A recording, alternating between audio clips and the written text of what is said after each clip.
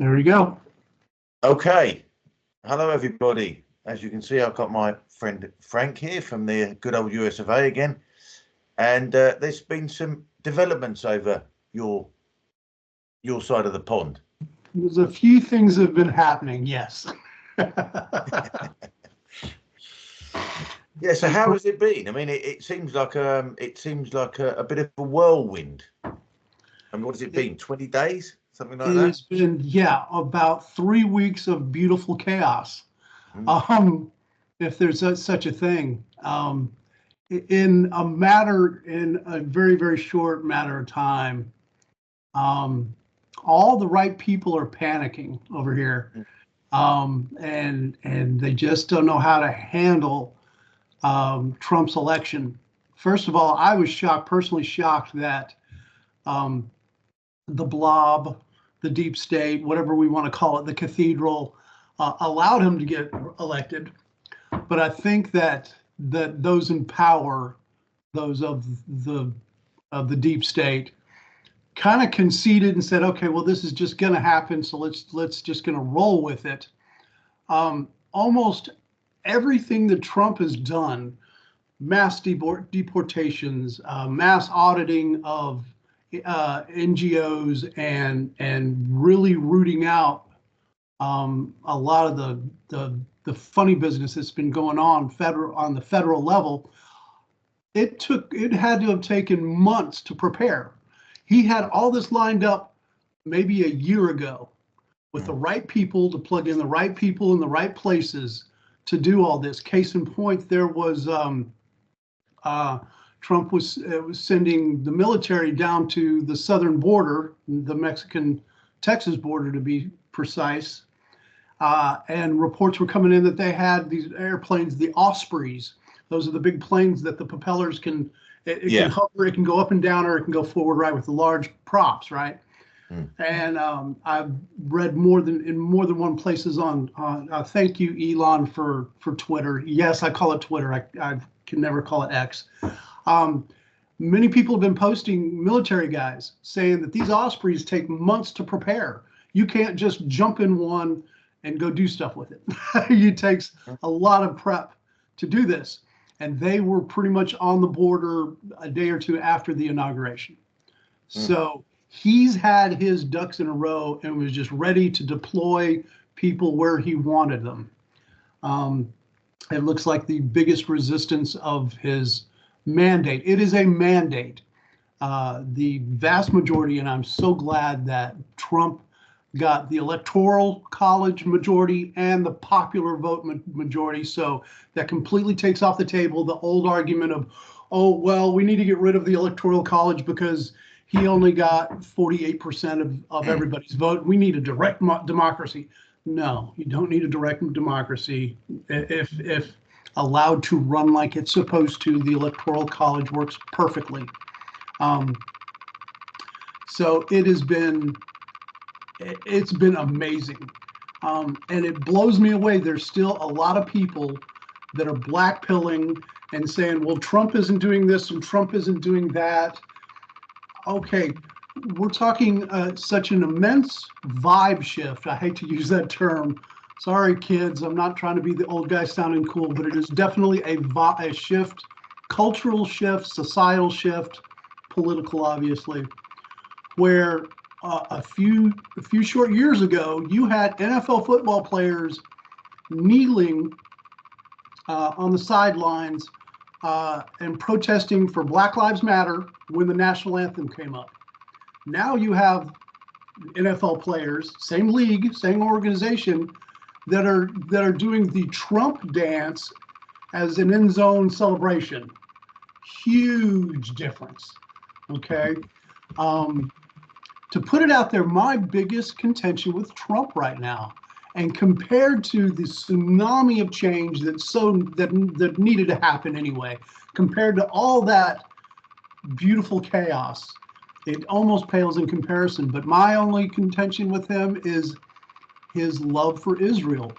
And I got nothing against the Israel people, the Israelis, the Jews, whatever. But when I complain about Israel, I'm talking about the Netanyahu and the Israeli government.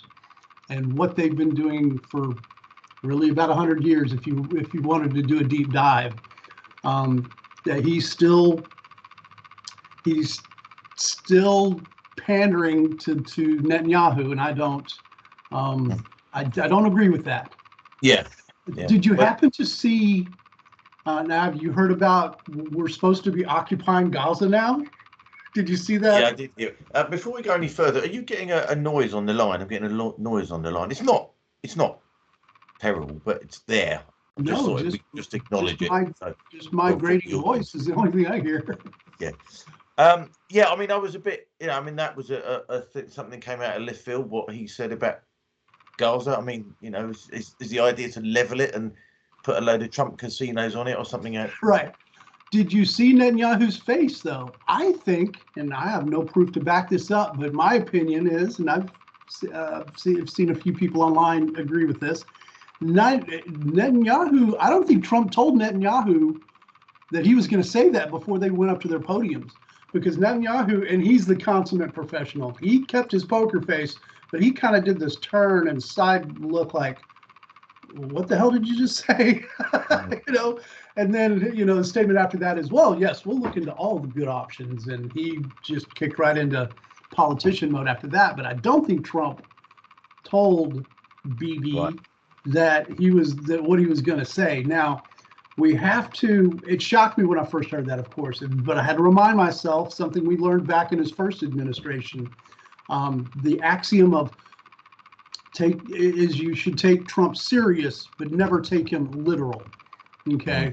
Meaning, he's a wheeler and dealer. He is a businessman. He wants to make deals. So he's gonna use the big ask, with the deal. If he's really looking for, like, I don't know, 25 units of something, he's gonna ask for 1,000, and then it'll come down, and actually he'll probably end up with more than he wanted to begin with. But this might be an example, and I could be completely wrong. I'm just a guy online that's guessing like everybody else. I'm thinking it was a big ask that they're going to go in and clean up Gaza or something like that. But like I said, I don't know. That's my only sticking point. Is we seem to be cutting ties with. We need to leave NATO. We've already cut ties with the WHO. We're already starting to really dig into the CDC, and there's all these huge institutions and organizations that we're unplugging from. We need to continue that. I think you might have heard about there's a 90-day pause on all foreign aid. There's just a lot of winning going on. Trump years ago said we'll be so winning so much we're tired of winning. No, we're not yet tired of it. Keep it up, buddy. So. Well, it does seem, like you say, it does seem like a complete whirlwind of what's happened, and as you say, that all the right people are getting quite upset about it. I was at a friend's house the other day, my lefty lawyer friend, and it's funny, because we were sitting down at the table, and he mentioned, I mean, he just launched into what a fascist Elon Musk is, but there was no acknowledgement of the corruption that's being exposed at all. And it made me think, well, he probably doesn't even know that because it's not being reported. It does seem like this USAID thing. Oh man, the USAID thing has been funding all these media outlets all over the world.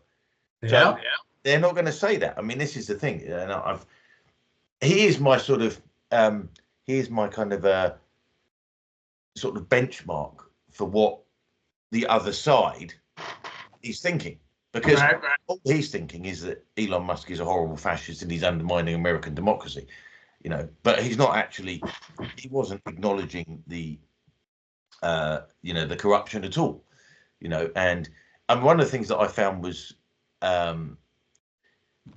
encouraging. I thought, I mean, there's lots of stuff to unpack and lots of stuff to support, obviously, but you heard about the political website Politico, the sort of a lefty, and they didn't get paid. Lots of money funneled. It's a slush fund, and it's all. But the point is, what I'm saying is that they couldn't pay their workers. they couldn't pay the workers because the taps have been turned off. Yep. You know, Oh, so darn. I know, but Rats. you know, when you look at those websites and so many of these lefty media outlets, you wonder how, are they making a profit? I mean, they don't seem to be very successful, and yet they keep on keeping on, and then all of a sudden they can't pay their wages bill. Yeah. So that looks like to me that looks like a complete, you know, a very direct consequence of what's happened, and is that all to the positive? I would have said, Right. you know, as far as the things, I mean, I agree with about 95% of what Trump's done so far. You know, Me too. The border, the trans stuff, you know, the foreign aid stuff. You know, I agree with all of that. The thing that there's a couple of things that do give me pause for concern is how he's been trying to bully Denmark, which I thought was it seemed unnecessary to me, because Denmark is an ally, a good ally actually, you know, and they've always been there in all the stupid wars that, you know, we've all been in, which obviously that's not a good thing on its own, but it does suggest a certain amount of allegiance to America, doesn't it? A commonality, yes. Yeah, yes. and I mean, if America wants to put military bases on Greenland, I mean, I'm sure they can quite easily come to an arrangement with the Danes. I would be surprised if there weren't some already there. Well, I think there probably is, you know, and we also got them everywhere. And if the exactly, you've got 800 of them, so there's likely to be one or two on there, isn't there? Yeah. So, but there's also the you know, if America wants the raw materials, I mean, all they got to do is just come to an arrangement with the Danes. You know, right? It seemed, it made me a little queasy that he went straight into, you know, well, we're America, you know, and right? You're Denmark, you know, and we're going to bully you. You know, so it looks bad. Seemed unnecessary, you know. Right. And the other thing that I'm also very concerned, I found curious, is that he pardoned the January 6thers, and he pardoned Ross Albright, is it? Albright? Albright. Albright.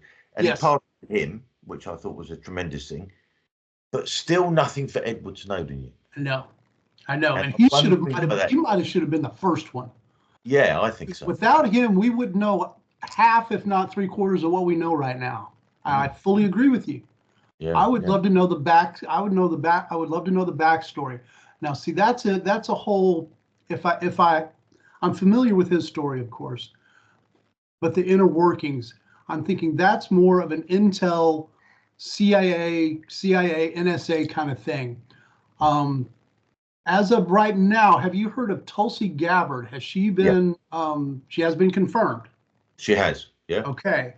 That would help. Now, next is going to be Kash Patel, because I think he's going to be on the NSA side. I think there's been so much going on, and appointees and executive orders. It's hard to keep up with and lead a normal life at the same time. I'm hoping, back to Snowden, I'm hoping that we really have to dig in and see. Okay, first of all, Snowden should be pardoned. He should have been pardoned day one. Why there's a delay, I don't know. I don't believe these people that say, well, he's a traitor, and I'd love to know why, because that pisses me off too. Because if he wants to go after the deep state, if he wants to undermine the deep state, then Snowden is a very good place to start, isn't he? You know? I believe so too, and really, going into his second administration, I really thought that he would just peck around the edges of the deep state and kind of like he did last time. See, he's learned a lot from what happened last time, and he's come in with a vengeance, and I don't blame him. But he's actually done some real damage. So that gives me hope that we can really get to the bottom of this and get Snowden exonerated completely.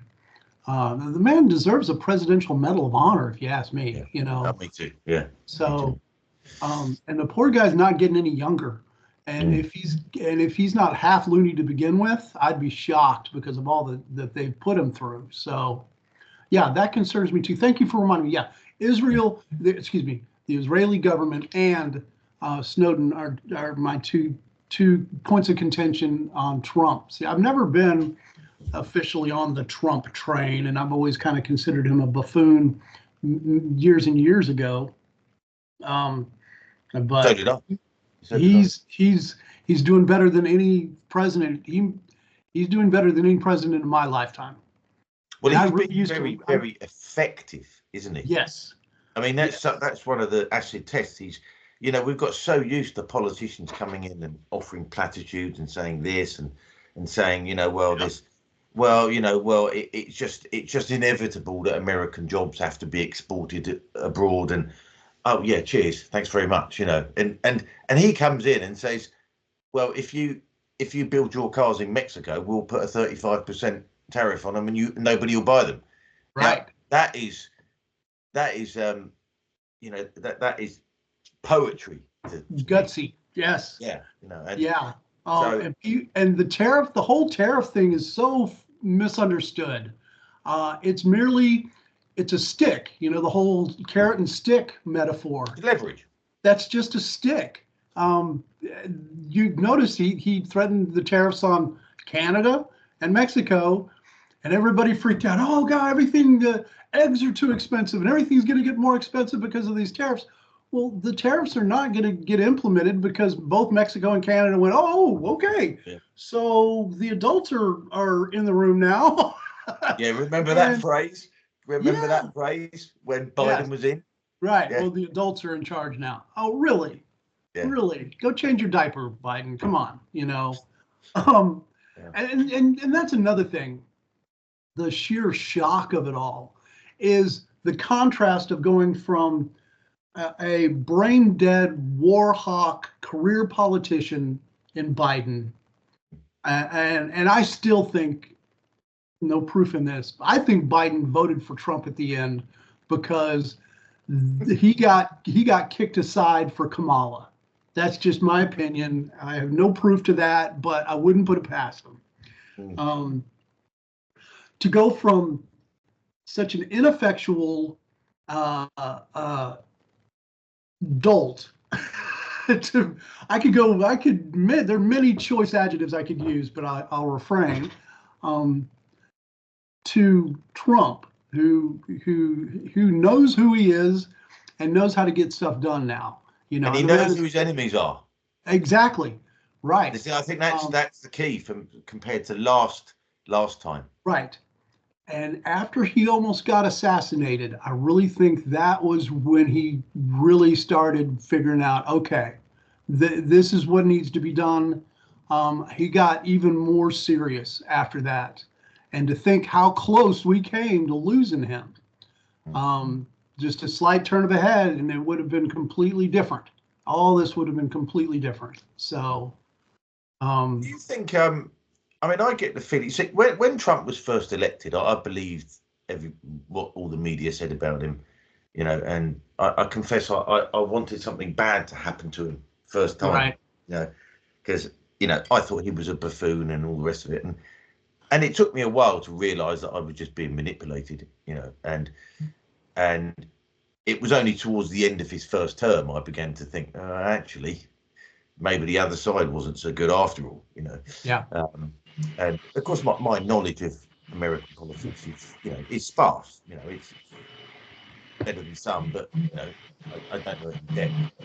But do you think?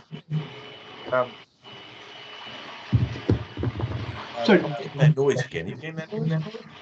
Can you? I hear the wife is vacuuming in the other room. Is that what you hear? Okay. This is embarrassing. Hold on 1 second.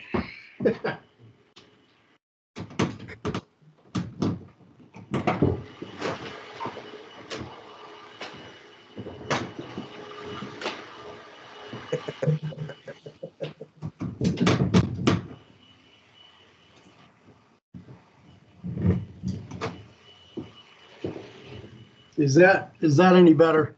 Yeah, it is. Okay. Yeah.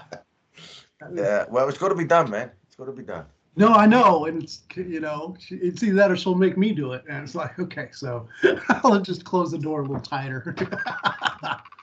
But do you think you see what is Trump now? 78, 79 or something? Is he something like that? There's 76, 78, I believe. He's getting up there. Yeah.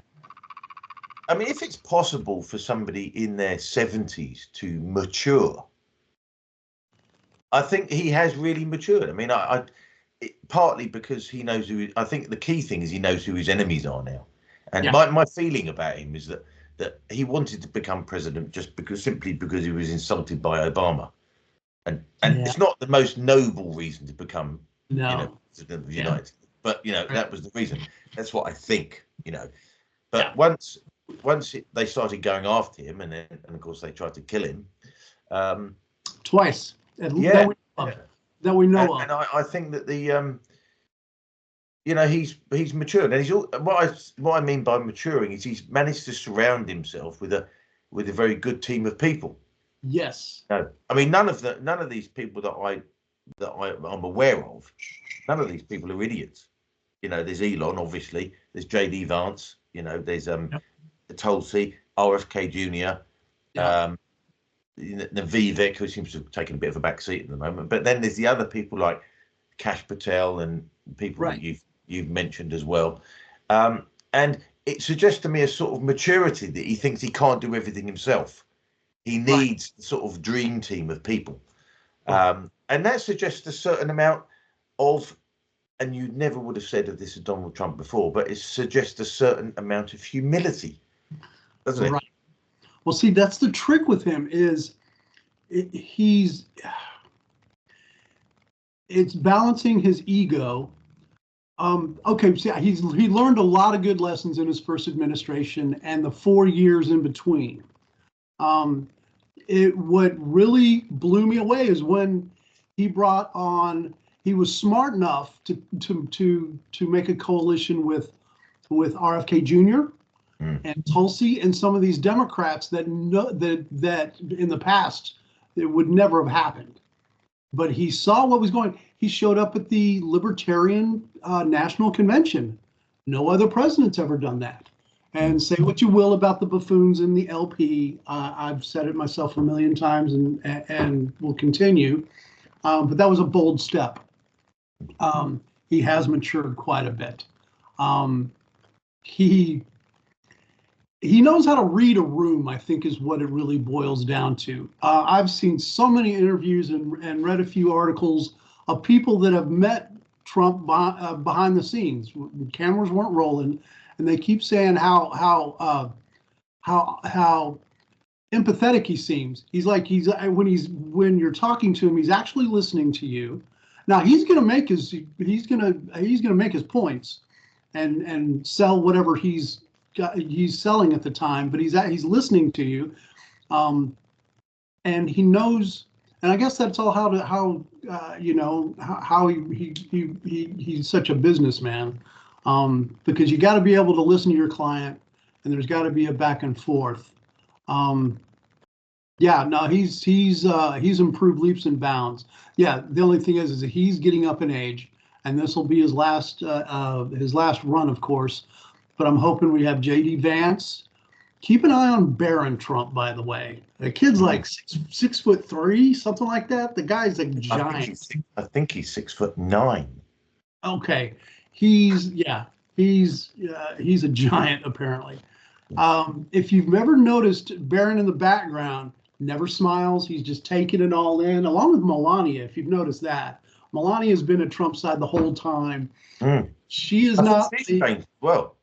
Yes. I think she's changed it. I mean, it's difficult to say because she's so deadpan. It's like she just stands at the back, and she's very low key. But I get the feeling that there's sort of, I mean, it's just an impression. I mean, I've got nothing to go on. It's just impression, but I've just got the impression that she's been galvanized by everything that's happened to him as well.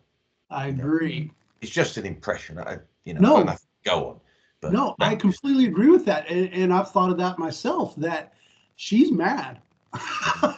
You tried to kill my husband. You've been messing with my family. The FBI broke into Mar-a-Lago, and all this heinous stuff where the state and all these state-run departments and agencies have been coming down on them like a ton of bricks over the years. She's having none of it anymore. And back to Barron. Barron has been watching this too. Now, mind you, he was very young during the first administration, first run. But he's grown up and he's seen a lot of this. And you can't tell me dad isn't talking to his sons, and on, okay, this is a good guy, this is a bad guy, this is how you work it. And he's just taking that all in. I'm not saying let's set up a Trump dynasty, but Barron's something that's somebody that you should keep an eye on for the future, I think. Well, he's very young, isn't he? So he's got plenty of time. So yep. I mean, I heard that it was him who suggested that Trump went on to Joe Rogan. Oh, I wouldn't doubt it. And there was another podcast before that. Some real young kid that Trump went on with. And they did the whole Trump. Is there a name for is it the Trump shimmy or something like that? No. Dance. Anyway, yeah. I believe Barron has definitely been influencing his, especially during this campaign to run up, to be on these podcasts. Speaking of alternative media, and we need to come up with a better name because what we used to call alternative media, the Tim Cass and the Joe Rogans of the world. They're the future, and they've been saying it for years, but they're now they have a seat at the table now. If you heard that what's the title of the young lady that the speaker, the press secretary, yes, yeah, secretary, yeah. They're doling out press credentials to podcasters and anybody that wants to be in the room with them, which is amazing. I never would have thought of that a few years ago. So it's funny you should say that because some years ago, I thought that what you might call I don't know what you call it. For argument's sake, let's call it the freedom movement, just for argument's sake. And there was, over here, we're going back 2016, 2015, 2016. Just before Brexit, and there was a YouTuber called Sargon of Akkad, Carl Benjamin. Yeah. You know him? Yeah. Oh yeah. Well, yeah. I've been following him for years. Yeah, he stood to become a member of the European Union, member of Parliament of the he had 1 million followers, and he didn't get anywhere. And I thought. People are really sort of over-egging this internet sensation, new media stuff and all the rest of it. But I just think he was just a little early. Okay. Because, roll around to 2024 and your election. Yeah. It was the alternative media. It was the podcasters that decided, nobody's watching or listening to legacy media anymore, are they? Only the oldest generation, the boomers, the silent generation. It's only the old people. Anybody 30 and younger are listening to podcasts, are doing anything but watching cable news or network, programs at all. Yeah, because Joe Rogan's bigger than all of them combined, isn't he? Exactly. And he's one man. I know. Yeah. I know. It's just he asks tough questions. He doesn't put himself off as smarter than the other guy. I have this love-hate relationship with Piers Morgan because he has some interviews. I have a hate relationship. Okay. Well, I've seen some interviews where and I can't even remember who he was interviewing. He made some salient points, and he was halfway fair to a few of these guys. And then there's a lot more, probably more than not, interviews where he's just a complete asshole. So pardon my French, but he's a jerk to these other people. And I've lost my train of thought now, but yeah, it's the alternative media that really, I think, put Trump over the top. That and the near assassination attempt, I think, had a huge to do with that, because the photos that came out of that and the powerful images and him just literally getting up there saying fight, fight, fight. Yeah, but that was his reaction, you know, after a near-death experience. Now, yeah, that's very difficult to fake. Yeah, You know, probably impossible. You know, I know. somebody nearly blew your fucking head off. I know. You know, and and he kind of does this, and he's like, I don't know what's going on, and you see to see your own blood. That's sobering, you know, to say the least. So I think people in a very I mean, I'm just guessing, but I think people in a very visceral sense thought actually there's a lot more to this bloke than we're told. Yeah. You know. Yeah. He's a leader. He's a real leader. You know, love him or hate him. He knows how to lead. He knows how to he's putting people in places. He's kind of taken a backseat on some of this stuff. Are you familiar with the Doge, I think is how you pronounce it? Yeah. Thing that Elon's heading up. The crew of there's 4. I'm sure there's more than 4, but there are 4 20-something-year-olds that are taking down USAID and all these other organizations and all these institutions that have screwed us for so long. It's the young people that are really, and from what I've heard, they're putting in 120-hour weeks, sleeping in their offices and stuff like that to get this all exposed and brought to. And it sounds like they're doing it because they want to. Yeah. You know, I mean, I guess I'm sure they're being handsomely paid as well, but it sounds to me like they're doing it because, you know, they're not going to have. I understand that some of them become kind of autistic, so they're not going to have any respect for the legacy, you know, politicians, you know, the decades service civil servants. They're just going to say, well, he just stolen $2 million, you know, and there's the proof. You know, there you go. There's the proof. You know. Yeah, bringing receipts. That seems to be the way that it's going, and I've got to say, it's very refreshing. It's very refreshing, and you know, we're pretty jealous. We're pretty jealous over here, you know, because we're going the other way. You know, I mean, our government is a far left nightmare, and they've still got another 4 years left to run. You know, it's so we're in real trouble. Yeah, is there any kind of right wing underswell or grassroots movement? Because you got the AfD in Germany, and you've got a few other countries. I love what Javier Milei's done in Argentina. Thank you. I get my South American nations mixed up sometimes. But there are some, and that's the whole thing. Things need to move to the right a little bit. If I'm not talking a huge swing, but we have to take it down a few pegs on globalism and the whole trans thing, the whole woke thing. All that needs to be swept into the dustbin of history. You know. I think it's the reign in the state, really. Yeah. You know, and because language gets tricky here because you've got the United States, you know. So when I say the state, I mean the federal state. Yeah. Yeah, exactly. So, and of course, it tends to happen with socialism, you know, with left of centre governments. The state tends to get back. Although, having said that, in America, I'll bet you that whenever you've had Republican governments in before, I bet you the state hasn't reduced in size at all, has it? No. You know, they always say there's going to happen, and once they get in, you know. But it does seem to in my country, it's been turbocharged, you know, and that, I mean, it's actually really quite. It is very worrying, really, because the rapidity with which our government seems to be, because I can't look at it any other way, seems to be destroying the country on purpose. Yeah. Suggests that we don't actually have 4 years, you know, because there'll be nothing left.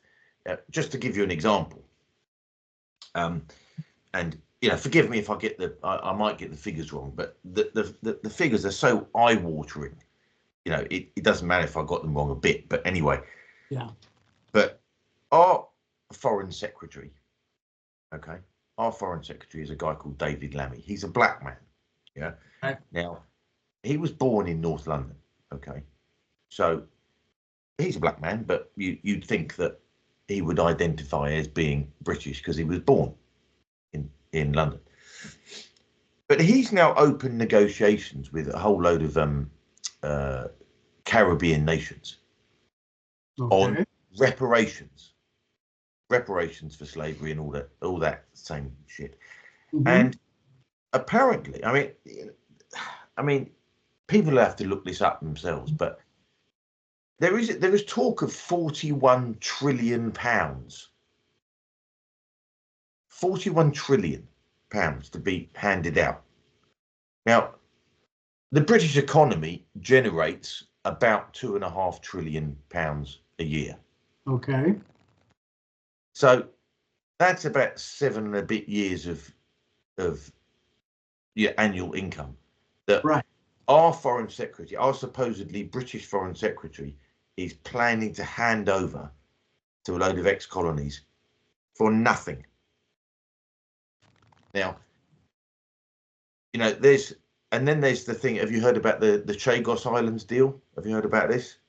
Very little. Well, basically, there's a huge American airbase on, I think it's Diego Garcia, which is in one of the Chagos Islands. It's 1,200 miles north of Mauritius, and our British government have been negotiating to supposedly give back the Chagos Islands to Mauritius. Now, Mauritius never owned the Chagos Islands, and the Chagosians, most of them that live most of them live near Gatwick Airport in London, because they all got relocated, back in the 50s or whatever it was, to make way for the airbase there, and it seems like that there's been a stitch up at the United Nations, and promoted by Chinese and Russian diplomats to the United Nations, saying that Britain must give back the Chagos Islands to Mauritius. First off, the Chagos Islands were never Mauritian anyway. They were a British colony, so they were just nothing to do with Mauritius. And the fact is that it's an ICJ ruling, International Court of Justice ruling. But it's not binding. It's just a suggestion. But it's a suggestion suggested by Chinese and Russian diplomats which is suspicious at all. Exactly. And it's to give Mauritius control of it. Now, Mauritius is a client state of China, and the Chagos Islands are in the middle of the Indian Ocean. I was just asking that. Yeah, it's probably very close. strategic. Kind of useful, which is why there's a huge American airbase with B-1 bombers on it. It's useful. And the British government is, now I use negotiation, the word negotiation, in its broadest possible sense, because there isn't any negotiation going on. But the negotiation is that the British government is planning to give the islands to Mauritius, which never had them in the first place. But not only that, is that Mauritius is not going to pay us for those islands. We're going to pay Mauritius £18 billion to take the islands from us. Now, let's see if you can get your logical mind around that. And this is just so with that, that's £18 billion, and then they're proposing £41 trillion to these Caribbean islands. There isn't that much money in the UK. It wouldn't be in 10 years. There's no way that we can afford that. So we've got supposedly another 4 years before we can get these people out. So to give a little bit of a background, is that we had a Conservative government, a supposedly right of centre government, for 14 years, from 2010 but they were so awful that people just stopped voting for them. And the Labour Party the left of centre party, just inherited that. Yep. You know, they only got 25% of the vote or something, 23%, something like that, just a tiny. But they managed to get in our parliamentary system, which is similar to your electoral college things. It's representative democracy. They've got 400 seats or something, so out of 650. So they've got a massive majority. Right. So right. at the moment, politically, there's nothing we can do, and they appear to be destroying the country on purpose and asset stripping it of everything as fast as they possibly can. Right. And you can only speculate as to the reason for that. You know, my guess is that these people are just hardline communists who believe Britain to be an awful, racist, evil, capitalist society that must be destroyed so that it can then be built up in their communist image, in their socialist utopia. Right. That's the only way I can look at it. I can't think of any other reason, you know, because nothing else seems to make any sense. So to say that we're jealous of what's happening in America is a bit of an understatement here. Right. Sometimes the most obvious answer is the actual answer, and I take it this current government that y'all have are accountable to nobody, just themselves, right? Well, I mean, theoretically, they're accountable to the electorate, theoretically, Right.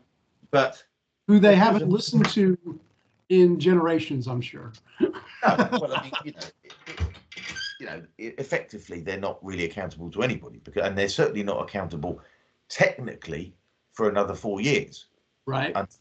Until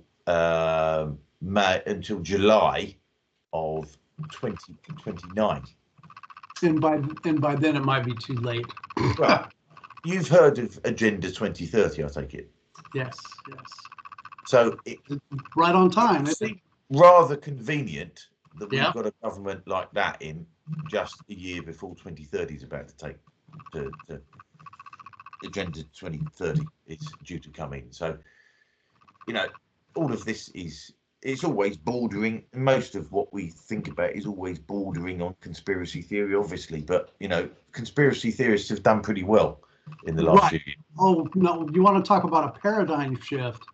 Conspiracy theorists, at least in my little corner of the world and the internet and the guys that I follow, that's no longer a derogatory name anymore because they're constantly right all the freaking time. So, it definitely seems talking about all that you brought up. Yeah, you got to lower the playing field, and that's what they've been trying to do with America for so long. Is you got to knock the guys down to make everybody else equal, and we're all comrades in arms and all that. So you might be absolutely correct there.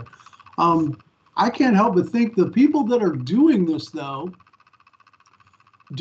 are they foolish enough to think? Let's just say all this happens. Britain gets razed to the ground. The people that did all this, do they think they're going to be hailed as heroes?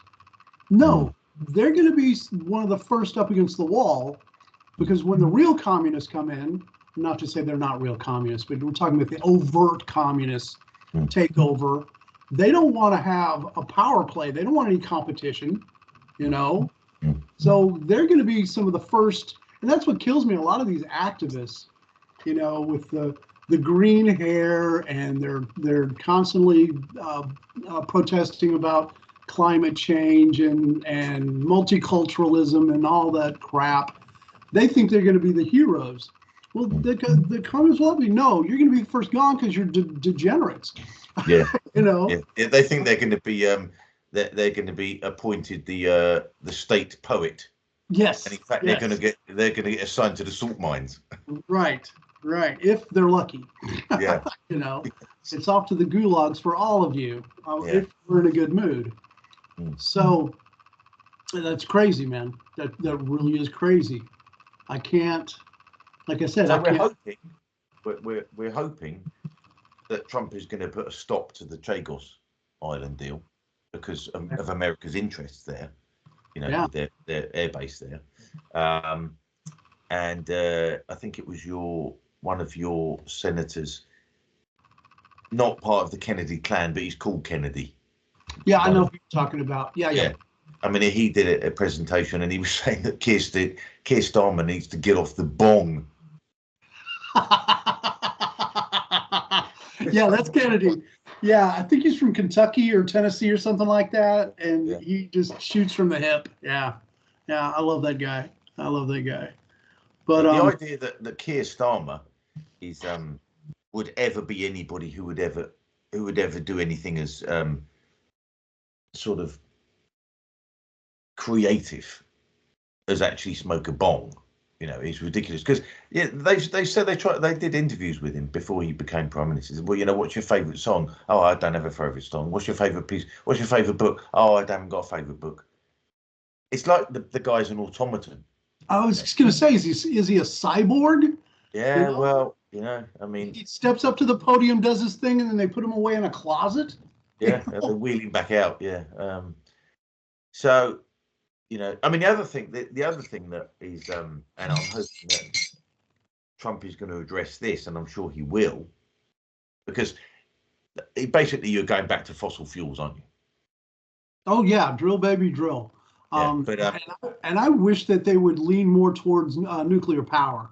I'm sorry, the new reactors and they call it the 5th generation of reactors we've got out now are amazing. Very little waste, and you can put one up in a neighborhood to run an entire. I've gone on and on about it before, so they need to lean on nuclear power too, as well as whatever resources we have.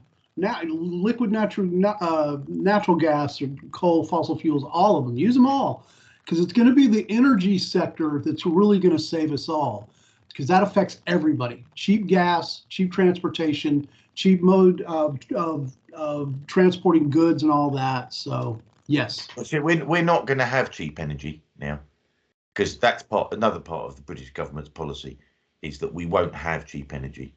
We're going to have wind and solar. Now, solar. This is England. No, this is England. It can get windy, and we do get a few sunny days.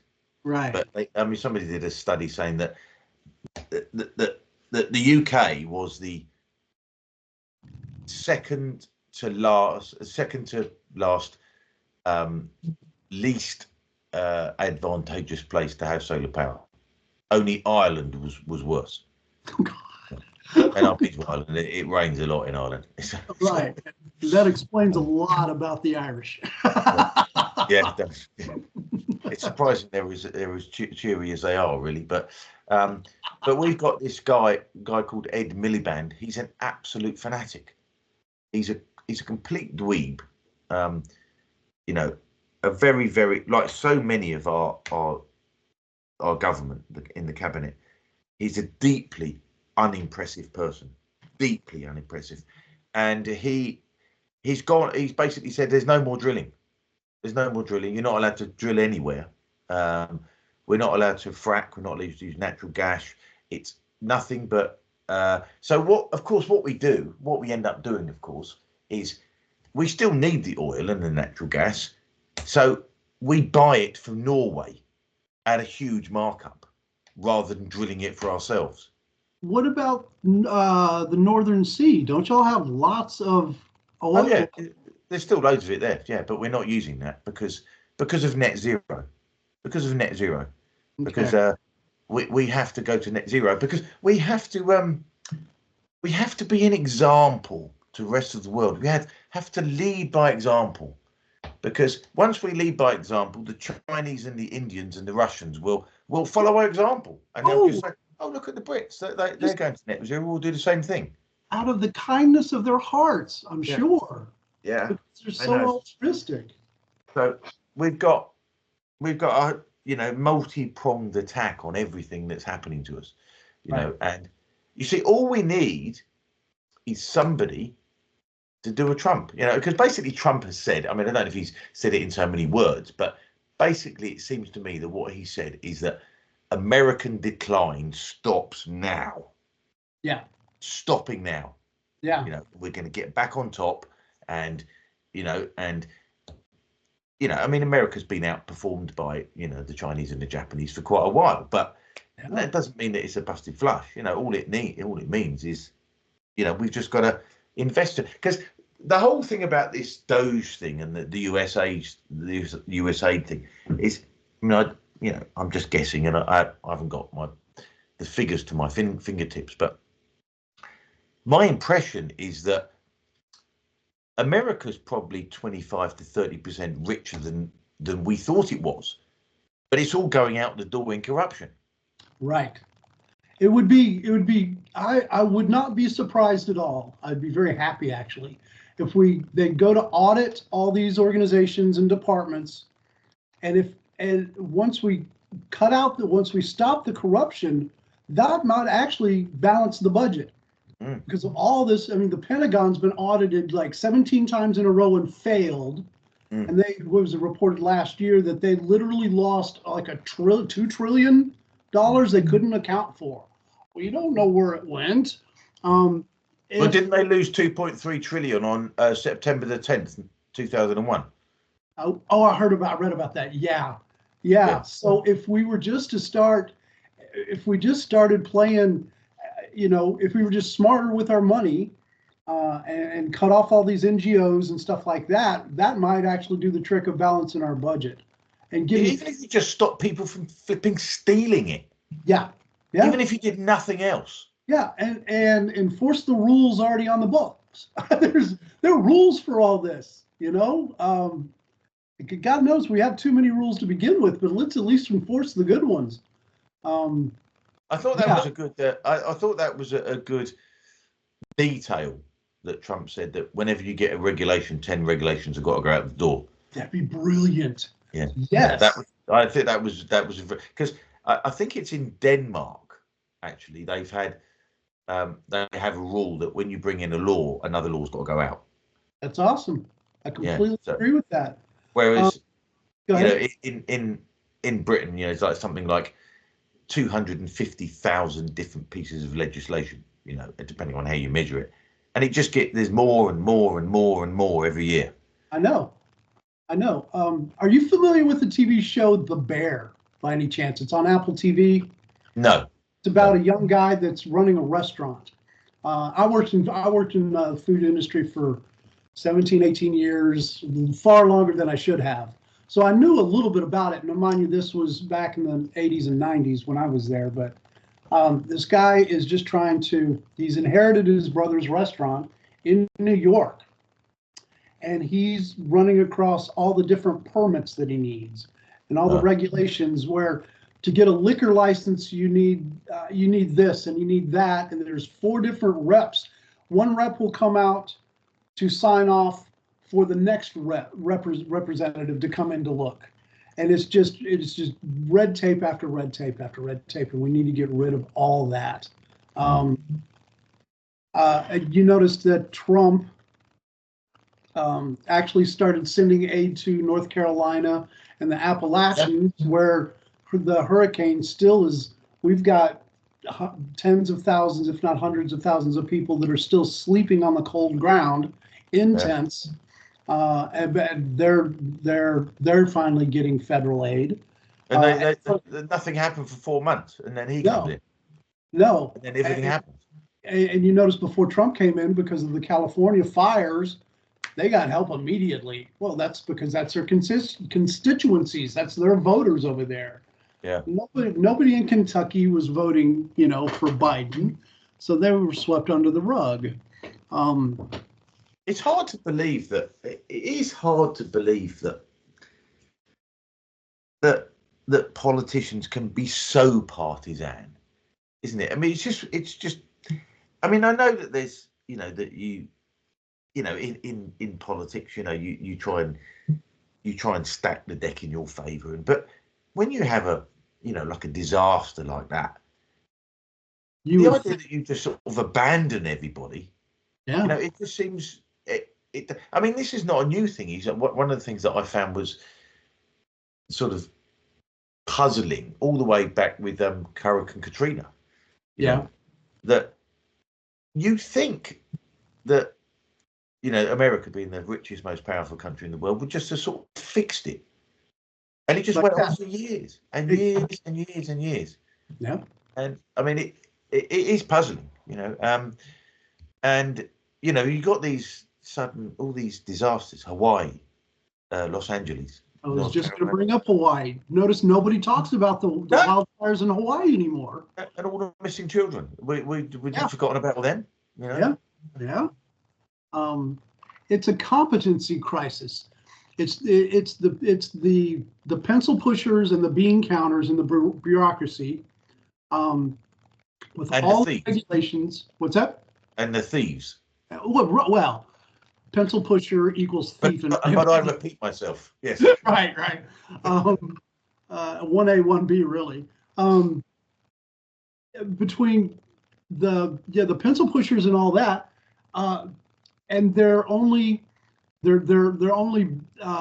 benefiting those that are on their side, And keep in mind, if you follow Michael Malice, you should, because he's a brilliant young angry man that I love dearly. He keeps reminding us that these are not impressive people. These are not geniuses at all. They just happen to be at the right place at the right time and root for the right team. And then they get plugged into these really cushy jobs, and they think that that's reality. They think that because the current thing, whether it's transing the kids or horse paste or whatever it is, they toe the narrative that the blob is pushing. And then they can line their own pockets and help their friends and help to destroy their enemies. And that's what it is. These are not impressive people at all. So when you get somebody that's even halfway smart and give them a little power, and see, I've really had to I think I'm really at the end of my libertarian phase, if you want to call that. For far too long, it was my heartfelt belief that everybody was a libertarian, they just didn't know it. Because everybody wants to be free and everybody wants to respect everybody else's freedom and all that. No, I still have coworkers, and these are good guys. I've worked with them for years, really good guys. They still wear masks. They're still worried about COVID. Now, I can understand if you had asthma or you work at a furnace, with ash and smoke all over the place. Yeah. Now, these are guys that are just driving their trucks in everyday situations, still completely masked up.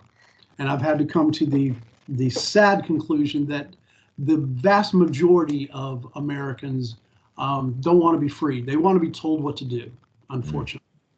Yeah, there is. I mean, the COVID sort of proved that, didn't it? The COVID thing. And after all the evidence that's come out that it was leaked from Wuhan, that we funded it, Fauci. Don't get me started talking about Fauci. That man needs to hang from the highest bough, in my opinion. Hanging's too good for him, as my granddad would say. But yet, these people just want to be led by the nose. The good part of it is, and see, that's my credo, and I picked it up months ago. No black pilling allowed. In other words, it doesn't take a majority to start turning the boat around. And it is an aircraft carrier. It is going to take a while to really get America where it needs to be. I heard a really good analogy the other day that Tucker Carlson was interviewing somebody. I should remember his name, but I don't. He said it's what Doge and Trump and this everything that's this beautiful chaos that's been happening for the last 3 weeks. It's like open heart surgery, right? It's ugly, and we've got to be careful, but at the same time, it has to be done, or the patient's just going to die without doing anything. So at the same time, we have to be careful, and there's going to be some ugliness behind it all, but it has to be done. Um, that's really disheartening hearing what you have to say about Britain, because I mean, if without you guys, it wouldn't be us, pretty much. We're first cousins, if you know, culturally. Yeah, well, I mean, I think one of the things that we're lucky in is that, you know, for reasons that I don't really understand necessarily, but I guess it's just lineage, is that both Donald Trump and Elon Musk seem to be pretty concerned about what's happening over here, you know, and you know he seems, you know, Trump seems to be pretty pro-British, which, you know, I mean, maybe we deserve it, maybe we don't, but you know, it's a reality which is going to help us, you know. And I mean, in effect, it's already helped us because he's introduced tariffs on the European Union, and of course we're no longer part of the European Union. Then, you know, really, yeah. So that's, you know, so the Remainers, or we like to call them the Ramoners, they're getting they're really getting their knickers in a twist over this, because you know, they've been saying for years, you know, give me one tangible benefit of Brexit, because, you know, Brexit has not been grasped really, you know, in lots of ways. We've never really left, you know, and you know, we never drove a hard bargain, and so Northern Ireland got hived off from us, and Northern Ireland is part of the United Kingdom and ought to be with us, you know, really, but they're in this sort of limbo state because of the rest of Ireland, which remains in the European Union. So it's all quite complicated, but you've explained it to me before, and I still can't get my head around it. And you're on the same island. Yeah, but it gets even more complicated when you bring the European Union into the mix. But it didn't have to be, you know. It just needed to have some people who were single-minded, you know. I mean, if Trump was in charge, it wouldn't be an issue. We'd say, when Northern Ireland is ours, you can piss off, you know, it's ours, and there's no more discussion, you know. And of course, you know, one of the great things that, well, it's not even a great thing, it's just a normal thing that Trump is doing, is he's leveraging American power, you know. And by what I mean by that is not sort of, you know, tough guy power, but everybody wants access to the American market. Everybody wants access to the American market. I mean, everyone wants access to the Chinese market as well, but they do want access to the American market. And all he's doing is he's saying, well, if you want access to the American market, you know, don't take the piss. Colombia, you've got to take your rapists and your murderers back. You've got to take them back. You know, and the way he's just sort of stomped on that little dweeb in Canada, you know, Trudeau, it is just it's just poetry. It's just wonderful. It is. All right. Well, who's going to be your Trump then? It's not Nigel anymore, right? And for a while, I really thought Farage might. Grow a pair. Trump, Farage is tricky. You know, there isn't anybody else really. The Conservative Party has been, you know, has reduced itself to irrelevance from their behaviour the past 14 years. Now we've got a Labour Party which is even worse. You know, you wouldn't have believed that you could have had a worse government than the last Conservative Party, but the Labour Party always managed to surprise you. They always managed to it can't get any worse. Oh, hold my beer. Hold my beer, exactly, yeah. So Reform, Nigel Farage's party, is riding very high in the polls at the moment. And, you know, it does seem as if we had a general election tomorrow, that they would do extremely well. Okay. But for some reason, and I'm not really quite sure of the reasons, you know, Farage could be our Trump. You know, he could be. Okay. The crown is there for the taking, but something is holding him back. Something, you know. Somebody's got something on him, maybe. Well, yeah. I mean, I hate to use the phrase controlled opposition, because this is black pilling stuff. You know, it's like, Yeah. oh, you know, oh, they're all corrupt. You can't do anything. It's all Right. terrible. You know, which Real, is real quick now, there's a fine distinction between blackpilling and critiquing and noticing things, though. yeah, See, you overstep, you jump over the fence into blackpilling when you don't look for other alternatives. You don't look for other answers. You don't find the silver lining in the cloud. There might not actually be a silver lining, but acknowledging that and still being able to push forward and do what you can do. That's the best explanation I've come up with so far. But continue. well, yeah. I mean, it's I'm reminded of in popular culture. I'm reminded of in one of the Star Trek films, one of the new generation of Star Trek films. Yeah. Chris Pine was playing Captain Kirk. Kirk.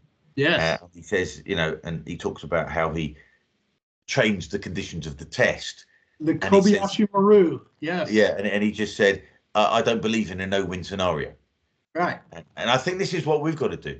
Yeah. You've got to believe in a win scenario, you know, Right. because you know pessimism, you know, and cynicism it's almost like for cowards. It's like they don't want to try. Right. They don't want to try. You know, Yeah. they'll just say, "Oh, they're all controlled opposition." You know, there's nothing you can do. Right. And then, so where does that leave you? Right. You know, it leaves So you losing. it absolves you of any responsibility too. It does. Like, It does. well, there's Absolutely. nothing I can do, you Yeah. know. So I'm Yeah. going to go play my video game and Yeah. watch the world burn around me, you know. Yeah, and it's people seem to be more interested in being right than Yeah. winning. Yeah. Now, Right. Libertarian Party, are you listening? yeah, yeah. That's exactly what the libertarians did. We don't want to win. We just want to be right. Oh, Yeah, let's just go want away. to maintain a sort of principled purity somehow. Yeah. You know, I mean, look, this is difficult because you know and this is very apposite to the discussion of Nigel Farage. Okay. You know, he's saying a lot of good things, and one of his other MPs, a guy called Rupert Lowe. Okay. If he is the sort of politician you want, if every MP could be like him, he's spitting tacks about the grooming gangs and he's keeping it up in the, which is obviously, we also need to acknowledge Elon Musk for keeping it high up in the news as well. Yeah. Because his input has made a real difference. And he's also going on that we must deport people. You know, must be mass deportations. You know, starting with illegal immigrants, they've got to get out. You've got to get rid of them immediately. You know, there's no reason why we should take them. And so, you know, he does say a lot of things. And see, I don't really want to believe this, but you have to consider it. Is that the chairman of the Reform Party is a guy called Zia Yusuf. Okay. Now he's a Muslim. Now but I don't want to hold that against him because he's saying all the right things. Okay. And I want to believe that he's a good guy. I really do want to believe. But you know, it's in the back of your mind is one of the things that Farage has been criticised for is that he's not talking about remigration, you know, forced deportations of millions of people, which is what we need. We do need that, you know. Just to start with. Yeah. I mean, obviously you've got to get rid of the illegal migrants, the ones who turn up on the boats. Right. Obviously that's a given. You've got to get rid of them, obviously. And them all being fit young men from war zones as well. No women, no children, no old people. Right. You know, just men. You know. So that obviously but there are also millions and millions of people in this country who don't want to integrate, who've got no allegiance to this country at all. It's completely obvious from the things that they say. Yeah. You know, and they turn up at demos waving their flags of the countries they're supposedly sought asylum from, you know, or that they owe an allegiance to. It's quite obvious. Well, then they should just go back to where they should. Why are you here if you love that other country so much? Exactly. You know, Because they're I getting mean, paid. and this goes all the way to the top. This guy I was telling you about, David Lammy, Okay. our foreign secretary, you know, and I'm not having a go at him because he's black, you know, so nothing to do with it. I'm having a go at him is because he self-describes himself as Caribbean, Not British. not British. And he's our foreign secretary. He's the person who represents the United Kingdom, the United Kingdom's interests against other countries. And he's planning to give, if he can, as much money as he possibly can to give to other countries, you know, which is not in our interests. Right. So this stuff goes straight to the top. You know? He's like, to give you an example that you would recognize, that woman, is her name Ilan Omar? Oh, yes. Yes. Yeah. Somalia. Yeah. She's a Somali, but she's also what is she, a congresswoman or something, or a senator or something? No, congresswoman. Yes. Congresswoman. Yeah. Not a senator. I never get who's highest, senator or congresswoman? There's senators are a little higher. There's only 100 senators and there's 400, 500 representatives. So the Senate is the higher house, is it? Right. Yes. And then the House. Congress is the House of Representatives. Is that right? I always get this mixed up. But anyway, but she, from what I can understand, she identifies as a Somalian. Yep. And yet she's representative of the United States government. You know, it doesn't. How does that work? I know. But it does work. It does work because our foreign secretary, you know, identifies as if he's from another country. You know, and this is what we've got.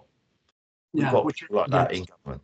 You know, that's one of the big four officers of state: the Prime Minister, the Home Secretary, the Foreign Secretary, and the Chancellor. The Chancellor, which is the Treasury person, you know, person in the money.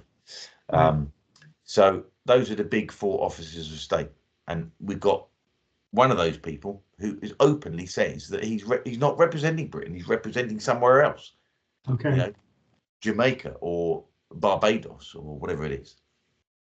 So we're in real trouble with these people, you know, and you know. Well, I asked if there was another. What would, if y'all had an up and coming Trump coming up? It seems to me, and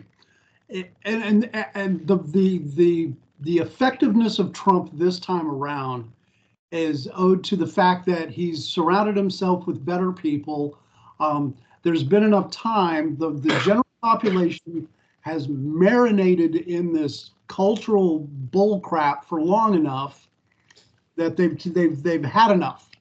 So there was an underswell, ground level underswell of people voting for him to hand him the mandate of what he needs to do.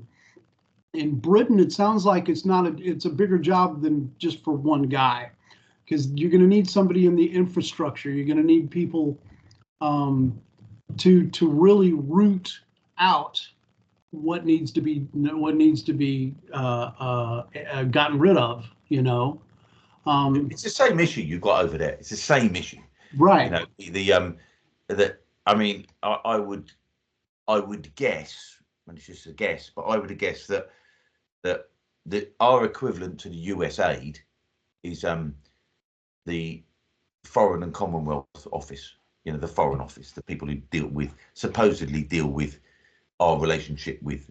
But of course, the person at the head of that is David Lammy. Oh God. Oh my God. Yeah. Oh my God. So, you know, I'm hoping that, you know, our hope over here is that, at least my hope is that, I mean, Farage is a friend of Donald Trump. You know, they're friends. They are friends, you know. And Elon Musk took a dislike to Farage for some reason, said he wasn't the man for the job.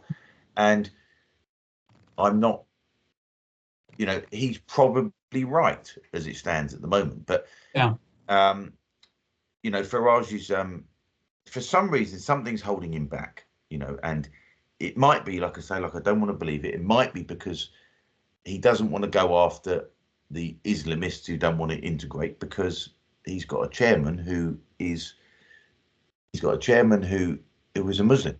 Yeah. Yeah. But the thing that I find puzzling about this, and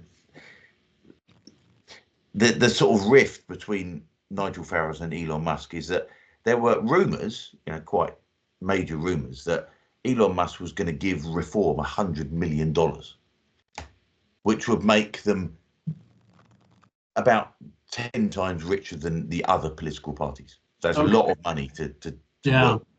Yeah.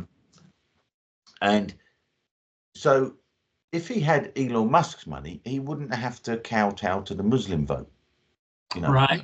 But it seems as if, because I think this Muslim guy has brought a lot of money into the Reform Party, and that if the naysayers are correct, that is almost a definition of controlled opposition, isn't it?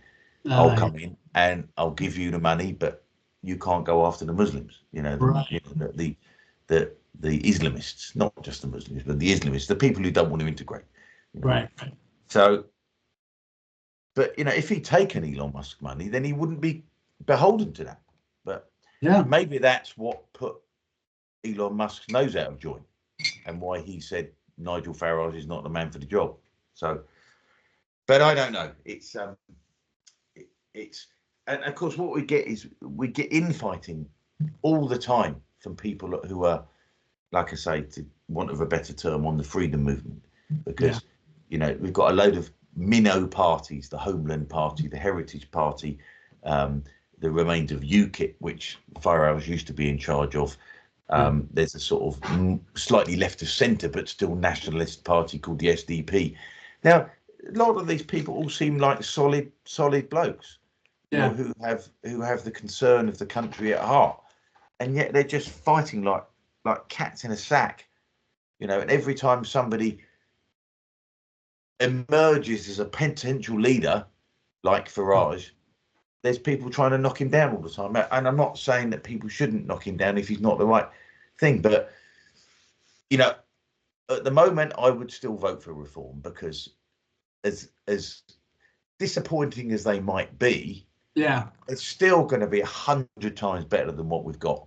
What I think is that we have to get Reform in, and then we have to build an opposition to Reform, to make sure that we're getting the Trump-like policies that we want. Right.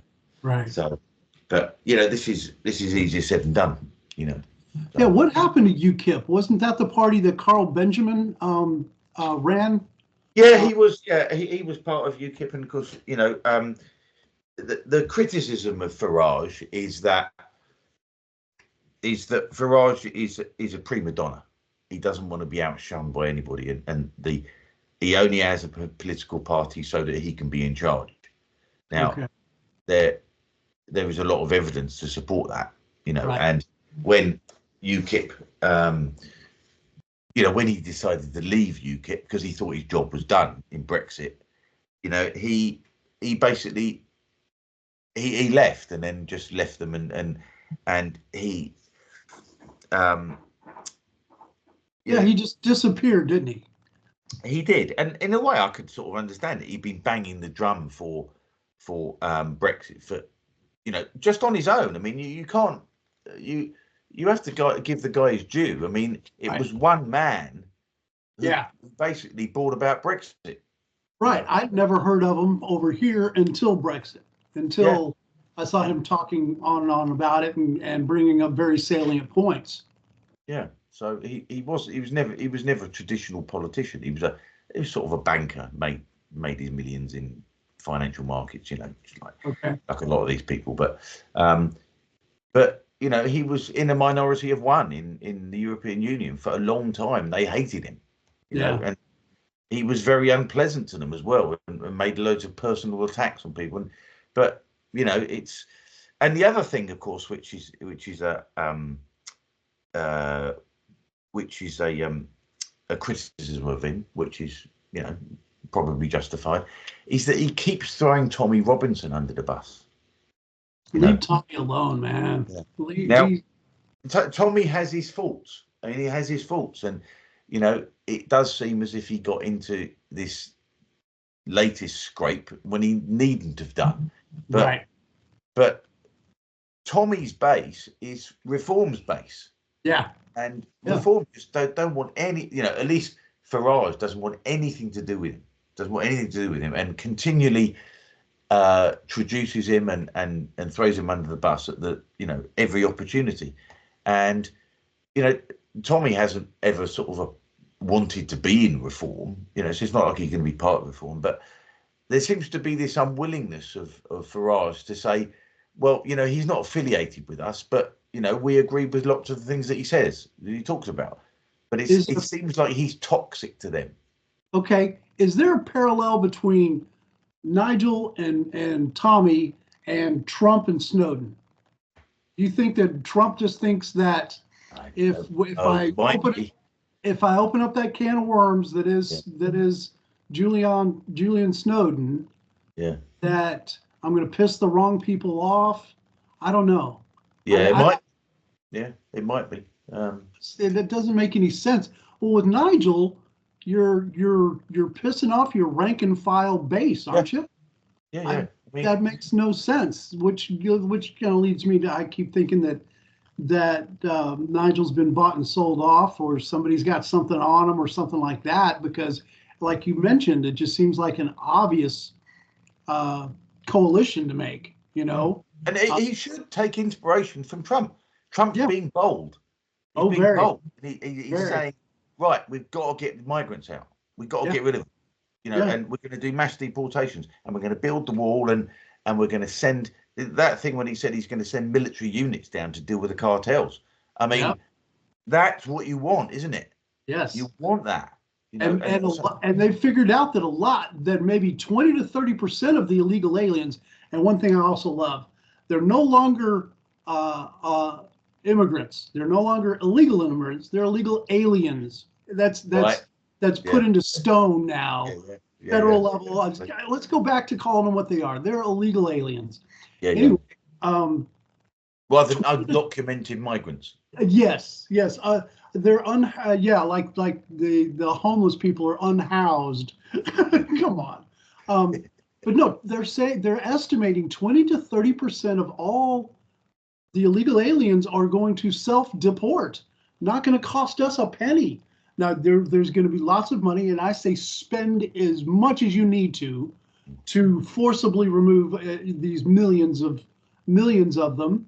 But a good chunk of them are going to see the writing on the wall and go, okay, I really don't feel like putting up with this mess, and we're just going to leave on our own. So a lot of this problem, just by changing the narrative and showing that you're serious, a lot of this problem is going to solve itself.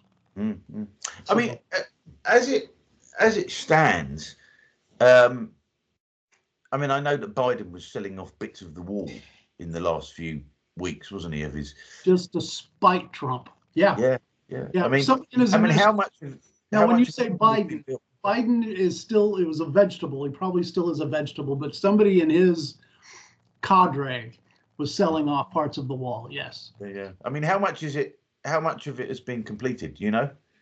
Very little. I haven't looked it up in quite some time, but I do know for a fact that the military is down there now on the southern border. You've probably already seen how we've had talks with the Canadians. Canadians are bringing down their military, and the Mexican government is bringing up their military to help out. And I still say, you build that big, beautiful wall, and you put a trench of alligators, a moat. You put lasers on towers every 50 feet. I don't care, But then you build, and I think we talked about this years ago. It's always been my idea.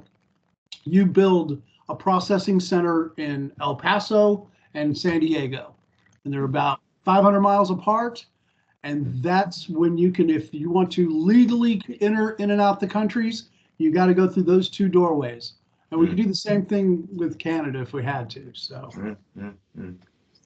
yeah, I mean, it's, I mean, one of the problems that we've got with, I mean, I don't know if it's the same in the US. I guess it's different in detail. Yeah. But one of the problems that we've got is we've got a tacit encouragement by the British government for these people to come over here. when these people arrive on the beach, what they ought to be doing is they ought to be taken to a they ought to be put into a camp compound, and if they can't be deported, they get taken to a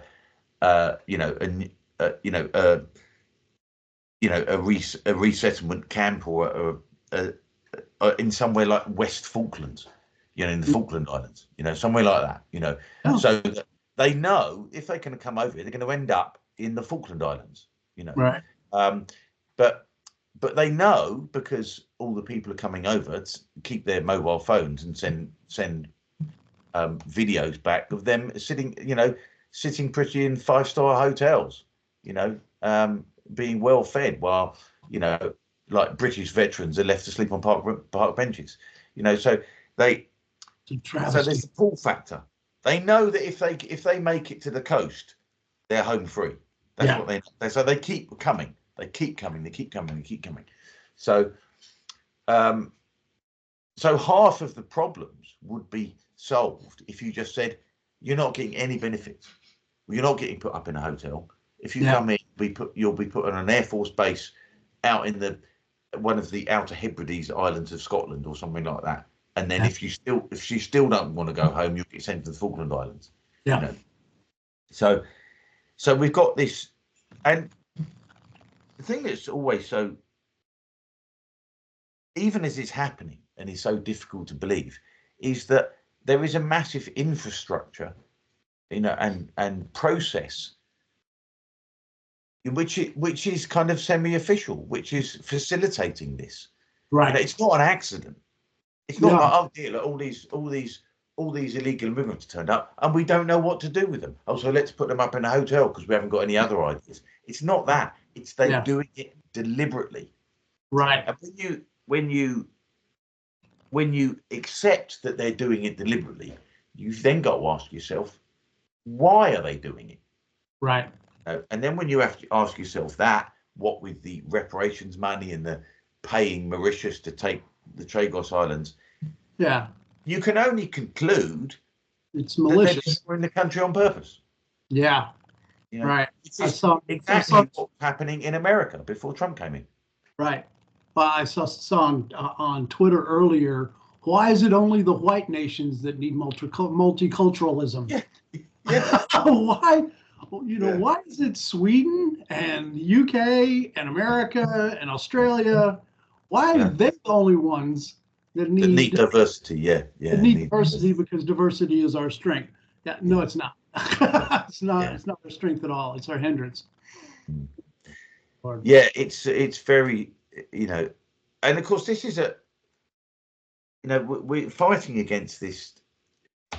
With the normies in particular, who still believe that the government is just trying to do its best, and they make mistakes and they're a bit shit, but they're trying to do their best, and we have to be compassionate and all the rest of it. But if you look at it in any detail, that just isn't true. They're doing it on purpose.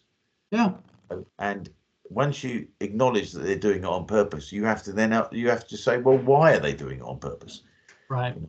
So it's to say it's frustrating is somewhat of an understatement. I agree.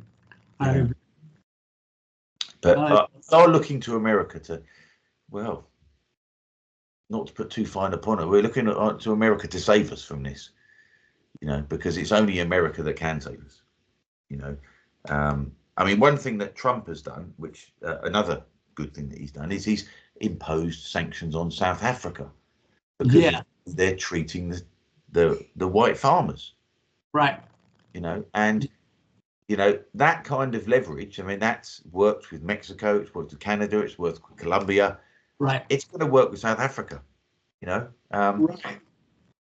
So this is how you do it. This is how you be, to want of a better term for Trump, this is how you be an emperor. Right. Well, we knew going in it was going to take a strong man. We knew that, but it's a strong man with the mandate from the rank and file, and people to plug into the infrastructure that's going to fight you the entire way. That's the only way he's going to be able to get anything done, is by cutting off the money where that doesn't need to go, and take care of it that way.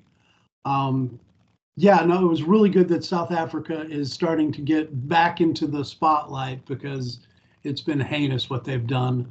I mean, you Brits, at least it could always get worse. At least it's not like South Africa, you know, it could always get worse. There's your silver lining in your cloud right there. So, well, as you know, if that's supposed to cheer me up, yeah.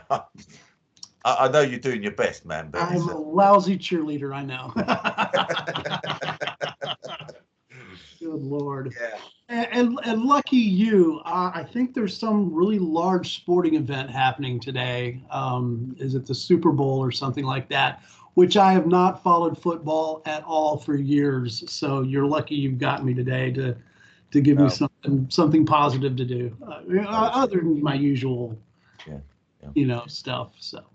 Yeah, well, it's yeah. So it's we've moved into a different world, it seems, and the thing about the USA thing, funding all the media outlets, is that, and this is like further confirmation from your election, is that what we were all told was our fringe beliefs.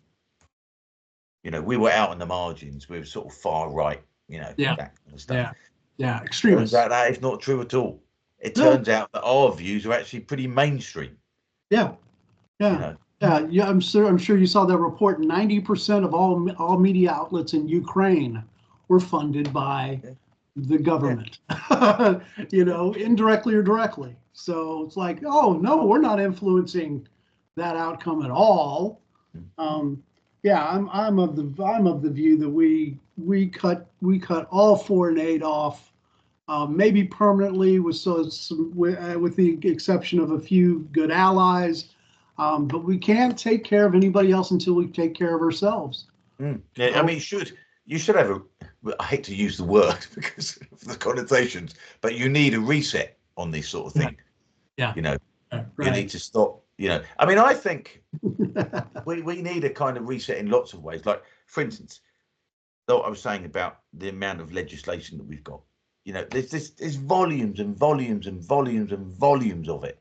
Yeah. You know, what happens with complex societies is that, I mean, RFK Jr. was talking, you know, some months ago, that they reckon that there is 1 billion files that are classified in the US archives. 1 billion. I wouldn't doubt it at all. Yeah. You know. Yeah. And even more, because they're doing their best to destroy stuff along the way that Trump and the Doge team is trying to discover. So well, it's quite. I think it's quite heartening to, you know, because your average office, you know, state government employee thinks, well, I'll just delete that. I'll just delete that, and then they can't find it, and then they get these, you know, this 19-year-old autistic bloke. What do you? No, there it is. There it is. There it is. Look, there it is. Click, click, click, click, click. Oh, that. Yeah. Yeah. So they haven't got a chance, have they? So that's another thing which is heartening. So, you know, although I'm, you know, deeply concerned about what's happening over here, you know, I'm a lot more optimistic than I have been. You know, of late, because of what's happening over there, you know, and, you know, everything that you do, we end up getting in the end, you know, we get the good and we get the shit as well. But at the moment, this is something that we want, you know, and, you know, and if experience tells us anything, we will get it. But we are hamstrung by our political system, which is, you know, I mean, our political system, you know, has its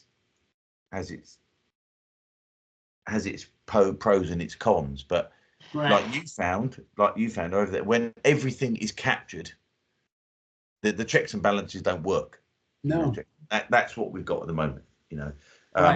Because when Gordon Brown, who was our prime minister after Tony Blair, he brought in a law basically meaning you can't fire the civil servants.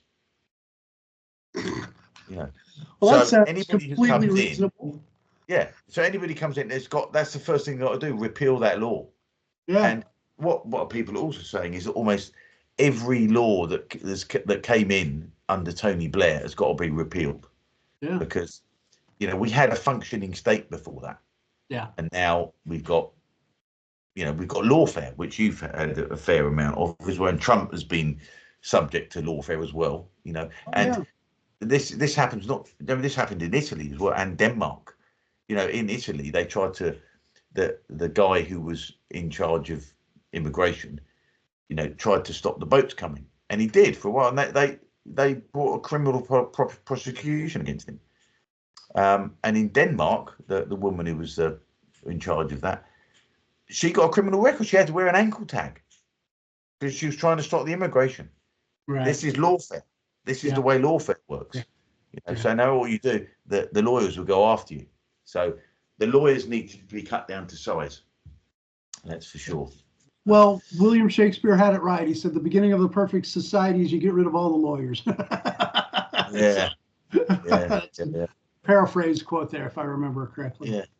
Yeah. That's pretty pretty wise. Before the event. But,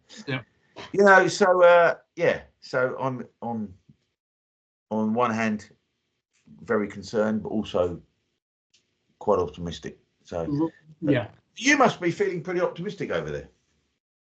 Yeah, it's palpable too. It really is. I don't talk politics that often at work. I don't have to though, but everybody seems to have a spring in their step. Gas, I've already noticed gas has gotten a little cheaper. I don't know all the ins and outs of how that whole process of getting cheaper, more expensive gas is. So I'm not sure if Trump should gain any credit for that. But he should gain some because there's confidence, isn't it? Yeah, there's confidence in the markets, and people are willing to throw their money around. Yeah. So people are willing to throw their money around a little bit more because they know that there's not a vegetable in the Oval Office anymore. So, but yeah, I'm definitely optimistic. Like I said, it's gonna be ugly for a while. Trump still he's having to battle a lot of higher court judges that are trying to get in his way of a lot of his executive orders. They can be impeached though. And I think he has the political will to do that. He needs to. And like I said, it's like open heart surgery. It's dangerous but necessary. And like I said, and the whole time I'm sitting back just laughing because it's pissing off the right people. Oh, it's entertaining. It's pretty entertaining. Yeah, and it's hard to keep up with it. Just one after the other, after the other, after the other. So, yeah, and you know the talking heads in the media, whether it's mainstream or not, are loving it because they've got Trump to talk about now. They've always got content. So. Yeah, he's a gift that keeps on giving in a way, isn't he? It is. Yeah, it is. Yeah, it is. Yeah. So, where do you think? What do you think's gonna? What's gonna happen next in the next month or two? Do you think? What? Just as a guess, we're going to start seeing more and more deportations. I started following ICE. I should know what that anagram stands for, but it's the Border Patrol organization. They post daily deportations. Yeah. And I'm of the opinion, not that I watch network or mainstream news anymore, but any clips of I think like CNN used to have the COVID count in the lower bottom corner. Oh yeah. Under where their banners are. I would love to see the deportation numbers, in real time. 24/7 and all TV, just to see how many we can get, how many we can deport, and if they want to come back legally, that's fantastic. But we have to start from scratch, and we have to see who is for us and who is against us. That's the way I look at it. What is the consensus on how many people need to go, do you think? It's complete guesswork because the borders have been open for so long. 10 million, I've heard 20 million. Too many. That's all I know. Is too many. So somebody, you know, some loser, you know, I don't know who he was, but he was being interviewed about, we were talking about deportations, and he was just saying that he thought that to deport 1 million people from the UK would take between 75 and 100 years. Oh, no, it doesn't. In Pakistan, they've just deported 1.7 million people. Yeah. That's Pakistan. It can be done. And Pakistan is so much higher culture and technology than Britain. Yeah. Come on. Oh, good Lord. Yeah, it's just, you got to have the political will, you know, a little bit of muscle and somebody willing to get their hands dirty, you know. I don't know. Maybe I'm oversimplifying it, but that's what it seems it would take to me. So I think oversimplification is the way to go. I think that the suggesting that everything is too complex to be tackled, it's a tactic, isn't it? Yeah. It's a tactic. I was just too. Oh, you don't understand. Oh, you don't understand. It's too complicated. Right. Oh, right. Okay. So because I don't understand that it's too complicated, it means I have to accept millions more people just flooding across the border. You know. Right. This is always, you know, they say, well, it can't be done. Well, what's happening at the moment is not sustainable. It's just not sustainable, you know. And if anybody wants to complain about it, you point the fingers to the people that opened up the borders, that handed out the cell phones, that gave them rooms in 5-star hotels, that gave them money cards with preloaded cash on it. So they're coming up. It isn't like they're hitting the shores of Britain and, oh, there's a cell phone in the sand. I wonder if this is for me. No, they're handing it all this because of all the organizations that have lined all this up for them. So, it all needs to go. Root and stem, it all needs to go. It's like the you know, they're supposedly fleeing war zones, and they've lost all their passports and all their paperwork, but they've still got their mobile phones. Yeah. Because it all makes so much sense. Yeah. Well, my friend, let's go ahead and wrap this up. It's getting a little late for me here. Wow. Like I should be saying, you're 5 hours ahead of me. Sorry, but no, it's fine, man. No, it's well, it's we are very excited by what's happening over there. That's for sure. And you know, we want you to not forget about us because we're in trouble. You know. I know. Yeah. No. No, it's going to be ugly. It's going to be up and down. And the next 4 years are going to be very interesting. And I hope Trump, who's not he's not a spring chicken. Hope he takes care of himself, and I hope he's setting up for the next 4 years after that, and after that, and after that, so we can just keep doing this. It's going to take They say it takes a long time to get an aircraft carrier turned around, so it's not going to happen quickly, even though. Well, that JD Vance sounds like he's got into a little spat with one of those irritating British journalist commentators, a guy called Rory Stewart, who was a Conservative MP.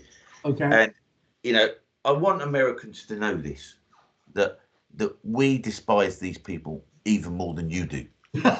Okay. You know, these patronising, smug, superior British journalists normally who just try to talk down to Americans all the time, you know. And you know, he just met his match in JD Vance, because JD Vance says, well, this is typical of the sort of guy that's who's got 110 IQ thinks he's 130, you know. Right. I remember that. Yeah. And that's the definition of the midwit. Yeah, the midwit, exactly. The midwit. Yeah. You know. Yeah. No, you realize that you're not adult. You know, you're not a moron, but you're definitely not a genius. Quit thinking that you are a genius, because you're not. So. Yeah. And I think that that British journalists, on the whole, need to be treated the way Marjorie Taylor Greene treated Emily Maitlis. Did you ever see that? Yeah. Did you see that? I saw that. Yes. Why don't you fuck off? Right. Yeah. Right. So Oh my I God. fully approve. I fully approve. So Yeah. Yeah. anyway, on that note, mate, I suppose we better wrap it up.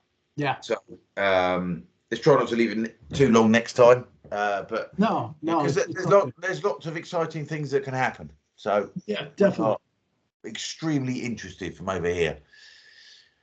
Yeah. So anyway, so until next time, mate, take it easy. You too. You too. Take care, buddy.